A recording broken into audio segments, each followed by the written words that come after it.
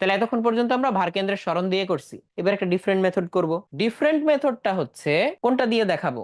ধরো এইটা দিয়েই দেখাই, এটা দিয়েই আমি দেখাই। তাহলে এই পেজটা কপি করি, এটা হচ্ছে আমার মেথড 2, উপরে লিখে দেই মেথড 2। মেথড 2 হচ্ছে আমরা এম জি এক্স যে লিখবো, এক্স এর পরিচয়টা খালি চেঞ্জ করব। এম এর পরিচয় আগে যা আছে তাই থাকবে, জি তো জি, খালি এক্স এর পরিচয়টা চেঞ্জ করব।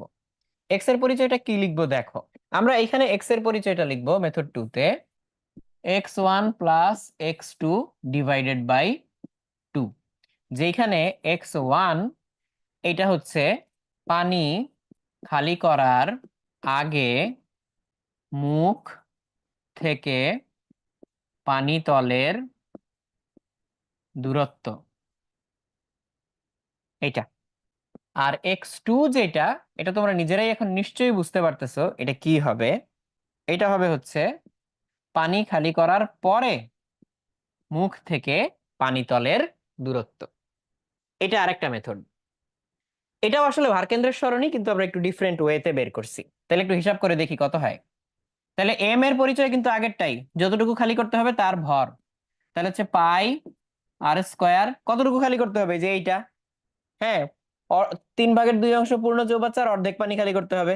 তাহলে 3/2 মানে কি, 2h/3, তার অর্ধেক, তাহলে h/3, এটাকে পূরণ করতে হবে, সরি খালি করতে হবে। তাহলে পাই আর স্কোয়ার h/3, এটা হচ্ছে তার আয়তন, এইটুকুর আয়তন, সিলিন্ডারের আয়তন, ইন্টু রো। তাহলে এম পেয়ে গেলাম, জি জি এর জায়গায় থাকলো। এখন খালি এইচ আমাদেরকে এখানে বের করে নিতে হবে, সরি এক্স, এক্সটা আমাদেরকে বের করে নিতে হবে, বের করে এখানে বসাবো। তাহলে চলো আমরা এখানে এক্স বের করি। তাহলে প্রথমে দেখো, পানি খালি করার আগে মুখ থেকে পানি তলের দূরত্ব কত, এটাই না, h/3। তাহলে এই h/3টাই, এই h/3টাই পানি খালি করার আগে মুখ থেকে পানি তলের দূরত্ব, এটাই আমাদের x1। তাহলে x1 ইকুয়ালস হচ্ছে h/3। এবার x2টা দেখি। x2 হচ্ছে পানি যতটুকু খালি করার করে ফেলো, তারপরে দেখো মুখ থেকে পানি তলের দূরত্ব কত। তোমার তো এতটুকু খালি করতে হবে, তাহলে এটুকু খালি ছিল, আরো এতটুকু খালি করতে হবে। তাহলে 2h/3, এই যে h/3, 2h/3। তাহলে x2 হচ্ছে 2h/3। তো x2টা আমি কোথায় লিখবো, এই যে এখানে চিপা দিয়ে লিখে দিলাম, এই যে এটা হচ্ছে আমাদের x2, এটা। তাহলে এটা আমি এখানে লিখে দিলাম। তাহলে x1 plus x2 divided by 2, তাহলে x এর ভ্যালু পাওয়া যাবে। তাহলে x equals x1 plus x2 divided by 2। তাহলে দেখি কত আসে, হাফ। তাহলে এখানে হাফ আসে, হাফ। তাহলে এটা আসে হচ্ছে h/2। তাহলে এটা এখানে বসাই, h/2।